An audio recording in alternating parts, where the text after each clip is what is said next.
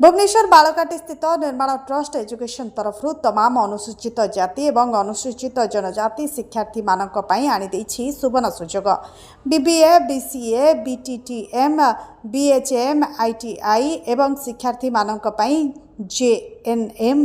ANM, nursing एवं SC ST student को पई फ्री एजुकेशन रही एवं हॉस्टल, लैब, लाइब्रेरी सुविधा मध्य रही।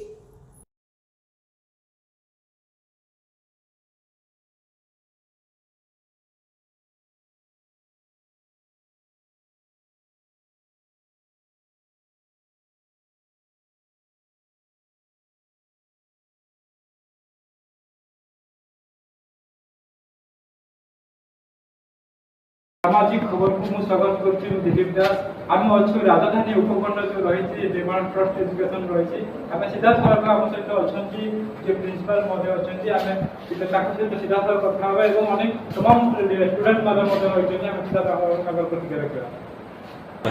सिद्धेश्वर महांती, चेयरमैन निर्माण एजुकेशन ट्रस्ट बाड़ारे। सर कौन कहे आपंकर जो ट्रस्ट जो एससी एसटी पाने केमती कौन सब एजुकेशन सुविधा रोचे? एक्चुअली आम ट्रस्ट अंडर दुटा कॉलेज चलती निर्माण इंस्टीट्यूट ऑफ मैनेजमेंट टेक्नोलॉजी,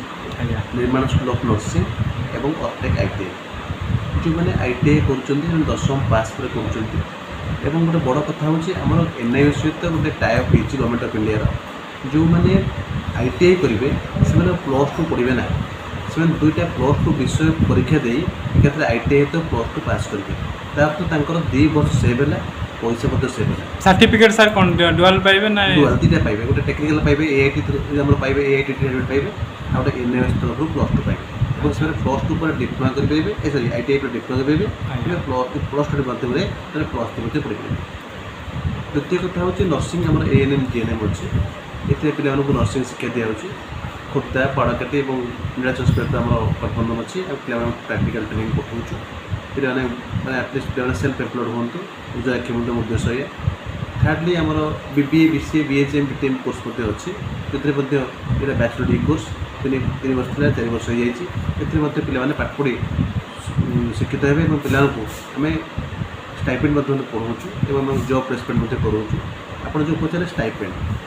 पे गवर्नमेंट सरकार सुधार एससी एसटी पे स्टाइपेंड मिले से स्टाइपेंड माध्यम पढ़ते बहुत पे आसुँच सर से पैसा न था बहुत गरीब सर आम स्टाइपेंड माध्यम पढ़ा चाहूँ सुविधा कौन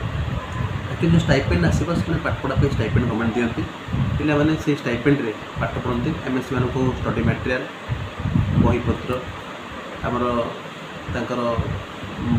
ड्रेस बैग सब दौ और किसी पिला फर्म फिलअप करने असमर्थ होती किसी पिला अनुष्ठान तो फर्म फिलअप करने सुझोग दि जाए तत्सहित आम पे पाठ पढ़ाई सहित से प्लेसमेंट उपर बेसी गुरुत्व दूँ क्योंकि आमर मत अच्छे अर्निंग व्हाइल लर्निंग पे विभिन्न पार्ट टाइम जॉब ओटीडी से टाइप अच्छी विभिन्न प्रकार मॉल आप रिलायंस पे होती पे किसी पिला अच्छा पाठ पढ़ाई सहित से एक्सपर्टाइज बढ़ाऊँ अपेंडिक्स टाइप ट्रेनिंग नौकरी से जॉब करते पाँच। आउ गोटे बड़ कथा चाषी खाली एससी एसटी जो मैंने मेधावी 50 ओबीसी पिला स्टाइपेंड पाँच गवर्नमेंट तरफ एवं जो मैंने बापा मैंने कालिया पैसा पाऊला पीएम किसान से पाँच से गोटे कृषि नीति स्टाइपेंड दी जाऊँगी सुझोग पाँच। गवर्नमेंट बहुत प्रकार सुविधा कर कथा हो पे पढ़ा दरकार पे मुख्य सुधक आसवे पाठ पढ़े से केवल स्टाइपेंड नुह तार पाठ पढ़ा सहित से कैरियर करेंगे और प्लेसमेंट पाइबे मैंने क्लास पढ़ाई किसी भी असुविधा ही न था बहुत भलसे सब प्रकार कोऑपरेट करते एजुकेशन ट्रस्ट तरफ नहीं education is the backbone of society yes और नो सिलेक्शन पाइछन प्लेसमेंट भी अच्छी माने पढ़ के प्लेसमेंट भी पाई परिवे तापरे खाइबा सुविधा भी भल अच्छी मैम मैंने जदि भी किसी भी प्रोब्लेम है तो एक्शन नहीं